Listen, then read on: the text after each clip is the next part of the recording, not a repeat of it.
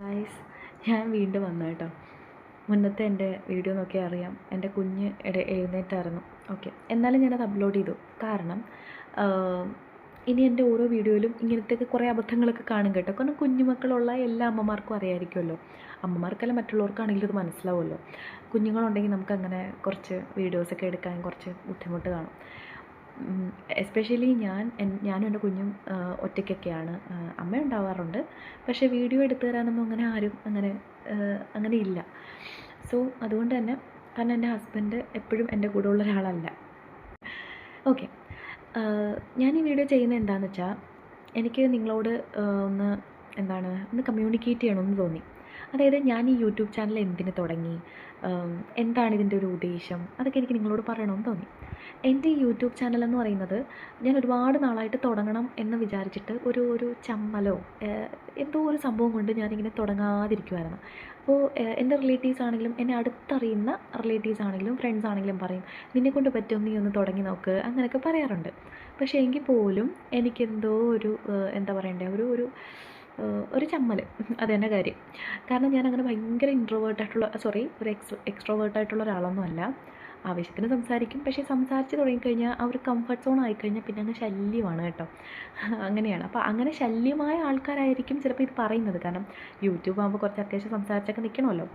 Okay, അപ്പോൾ ഞാൻ ഉദ്ദേശിച്ചത് ഈ വീഡിയോ ചെയ്യാൻ ഉദ്ദേശിച്ചത്, എന്തിനാണ് ഞാൻ ഈ യൂട്യൂബ് തുടങ്ങിയത്, എന്തൊക്കെയാണ് ഇതിനകത്ത് അപ്ലോഡ് ചെയ്യുന്നത്, ഇതൊക്കെ പറയാൻ വേണ്ടിയിട്ടാണ് ഈ ഒരു വീഡിയോ ചെയ്യുന്നത്. ഓക്കെ, അപ്പോൾ ബേസിക്കലി ഞാനൊരു സൈക്കോളജിസ്റ്റാണ്. കൗൺസിലിംഗ് ഒക്കെ ചെയ്യുന്നുണ്ട് ഓൺലൈനായിട്ട്. അപ്പോൾ ഞാൻ എൻ്റെ ഡെലിവറി കഴിഞ്ഞതോടുകൂടി വീട്ടിൽ ഇരിപ്പായി. മോനെ നോക്കുന്നു, അവൻ്റെ കാര്യങ്ങൾ നോക്കുന്നു, അങ്ങനെ ഇരിപ്പായി.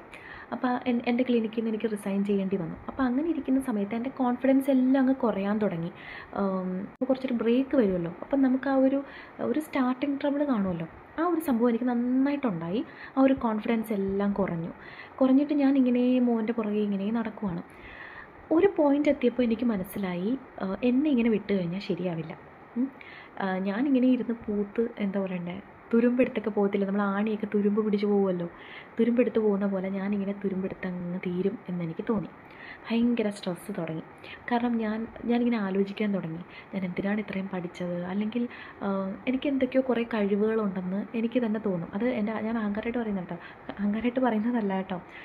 എല്ലാത്തിനും ഭയങ്കര കഴിവെന്നല്ല, പക്ഷേ ഒരു ആവറേജ് സ്കിൽസ് എന്ന് വെച്ചാൽ എങ്ങനെ പറയണ്ടേ, തീരെ കഴിവില്ലാത്ത ഒരു സ്ത്രീയൊന്നും അല്ല ഞാൻ.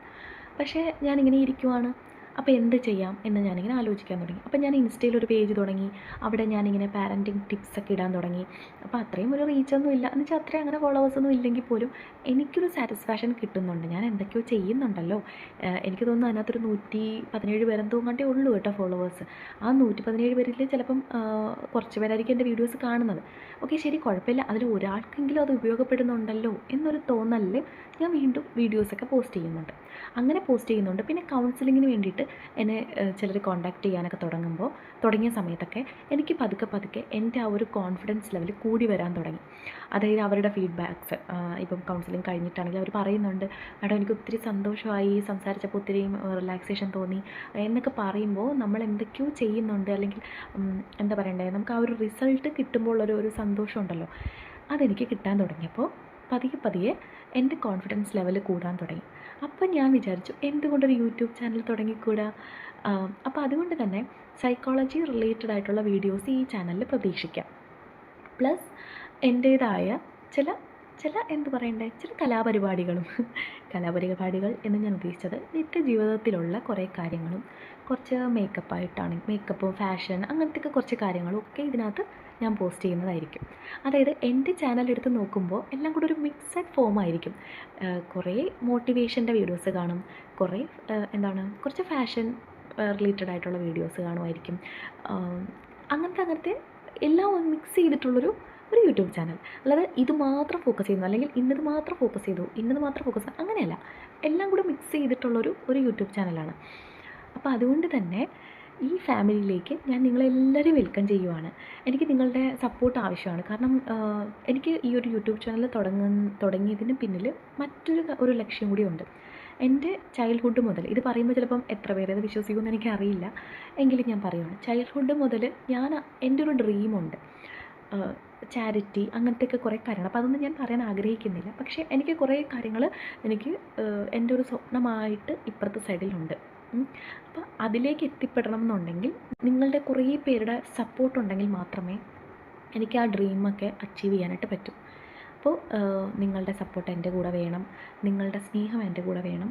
എങ്കിൽ മാത്രമേ ഞാൻ ആഗ്രഹിക്കുന്ന പല കാര്യങ്ങളും എനിക്ക് ഒരു സൊസൈറ്റിക്ക് വേണ്ടി. ഇപ്പോൾ യൂട്യൂബ് തുടങ്ങിയത് കൊണ്ട് എനിക്ക് മാത്രം ഒരു പ്ലഷർ അങ്ങനെയല്ല ഞാൻ ഉദ്ദേശിക്കുന്നത്. എനിക്ക് ഒരു പ്ലഷറിന് വേണ്ടിയിട്ട് തന്നെയാണ് ഞാൻ യൂട്യൂബ് തുടങ്ങിയത് കേട്ടോ. വെറുതെ വീട്ടിലിങ്ങനെ വീട്ടിലിങ്ങനെ ഇരുന്നിരുന്ന് അങ്ങനെ എന്തോ ഒരു സംഭവം ആയിപ്പോയപ്പോൾ തന്നെ ഞാനിങ്ങനെ ചിന്തിക്കാൻ തുടങ്ങി എന്ത് ചെയ്യാൻ കഴിയും. അപ്പോൾ ഞാൻ ഓരോന്നായിട്ട് സ്റ്റാർട്ട് ചെയ്തു. അങ്ങനെയാണ് യൂട്യൂബിൽ എത്തിപ്പെട്ടത്. അത് എൻ്റെ എനിക്കൊരു ഹാപ്പിനെസ് തരുന്നുണ്ടെങ്കിലും അതിനൊപ്പം തന്നെ ഈ ഒരു ഫാമിലി വളർന്ന് കഴിയുമ്പോൾ എനിക്ക് എൻ്റെ സൊസൈറ്റിക്ക് വേണ്ടി എന്ത് ചെയ്യാൻ കഴിയും. കാരണം ഞാനൊരു സൈക്കോളജി മെയിൻ എടുത്ത് പഠിച്ചു എന്ന് പറയുമ്പോൾ തന്നെ അറിയാമായിരിക്കുമല്ലോ. എനിക്ക് കുറച്ച് എമ്പതിയൊക്കെ കുറച്ച് കൂടുതലായിട്ടുള്ള ഒരാളാണ് ഞാൻ. അത് എൻ്റെ ഒരു നല്ല ക്വാളിറ്റി ആയിരിക്കാം, ചിലപ്പോൾ അത് എങ്ങനെയാണെന്ന് എനിക്കറിയില്ല. എങ്കിലും അപ്പോൾ അതുകൊണ്ട് തന്നെ ഈ ഫാമിലി വലുതാകുന്നതിനോടൊപ്പം തന്നെ എനിക്ക് എൻ്റെ സൊസൈറ്റിക്ക് വേണ്ടിയിട്ട് കുറേ കാര്യങ്ങൾ ചെയ്യാനുണ്ട്. ഇത് വെറുതെ പറയുന്നതല്ല കേട്ടോ. പക്ഷേ അതിലെത്തിപ്പെടാനുള്ള ഒരു പാട് എനിക്ക് അതൊത്തിരി ഞാൻ എഫേർട്ട് എടുക്കണം എന്ന് എനിക്കറിയാം. എന്തുകൊണ്ട് ഞാൻ അങ്ങനെ ചിന്തിക്കുന്നു? കാരണം ഇന്നത്തെ കാലത്ത് നമ്മൾ ഒരാൾ വിചാരിച്ചാലും നമ്മുടെ സൊസൈറ്റി നന്നാകാൻ പോകുന്നില്ല. പക്ഷേ എങ്കിലും ഞാൻ അതല്ല ഉദ്ദേശിക്കുന്നത്. എനിക്ക് ഈ കുഞ്ഞു പിള്ളേരെ ഭയങ്കര ഇഷ്ടമാണ് കേട്ടോ. അതുകൊണ്ടാണ് ഞാൻ ചൈൽഡ് സൈക്കോളജി ഫോക്കസ് ചെയ്യുന്നത്. അപ്പം ഞാൻ ഫോക്കസ് ചെയ്യുന്നത് ഇപ്പം ചാരിറ്റി എന്നൊക്കെ ഉദ്ദേശിക്കുമ്പോൾ ഞാൻ ഈ കുഞ്ഞു പിള്ളേരെ ആയിരിക്കും ഫോക്കസ് ചെയ്യുന്നത്. കാരണം അത് അവിടെ നിൽക്കട്ടെ, അതൊക്കെ ഞാൻ വരുന്ന വീഡിയോസിൽ അതൊക്കെ ഞാൻ പറയാം. എന്ന് വെച്ചിട്ട് ചാരിറ്റി മാത്രം അതൊന്നും അല്ല കേട്ടോ. അതുമായി ബന്ധപ്പെട്ട് ഒന്നും ഇതിനകത്ത് ചിലപ്പോൾ ഞാൻ പറയണമെന്ന് പോലും ഇല്ല കേട്ടോ. കാരണം ഞാൻ ഉദ്ദേശിക്കുന്നത് എൻ്റർടൈൻമെൻറ്റ് മാത്രമാണ്, നിങ്ങളെ സന്തോഷിപ്പിക്കുക, അതുവഴി ഞാൻ സന്തോഷിക്കുന്നു. അതൊക്കെ തന്നെയായിരിക്കും എൻ്റെ ഈ യൂട്യൂബ് ചാനലിൻ്റെ ഉദ്ദേശം. പക്ഷേ പോകെ ഈ ഒരു ഫാമിലി വലിയ ഫാമിലി ആകുമ്പോൾ ഉള്ള കാര്യമാണ് ഞാൻ പറഞ്ഞത്. വലിയ ഫാമിലി ആകുമ്പോൾ എനിക്ക് എന്തൊക്കെ കാര്യങ്ങൾ ചെയ്യാൻ കഴിയും, അതാണ് ഞാൻ ജസ്റ്റ് ഒരു ഇൻട്രൊഡക്ഷൻ പോലെ പറഞ്ഞത്. അത്രയേ ഉള്ളൂ. സോ നിങ്ങളെല്ലാവരും എന്നെ സപ്പോർട്ട് ചെയ്യുക. എനിക്ക് നിങ്ങളുടെ സ്നേഹം ആവശ്യമാണ്. എന്നെ സപ്പോർട്ട് ചെയ്യുക. അത്രയേ ഉള്ളൂ. നിങ്ങൾ ആ ബെല്ലൈക്കൺ പ്രസ് ചെയ്യുക. അത്രയേ ഉള്ളൂ. Tata bye bye. പോകെ നമുക്ക് വീഡിയോസിലൂടെ കാണാം. ബൈ.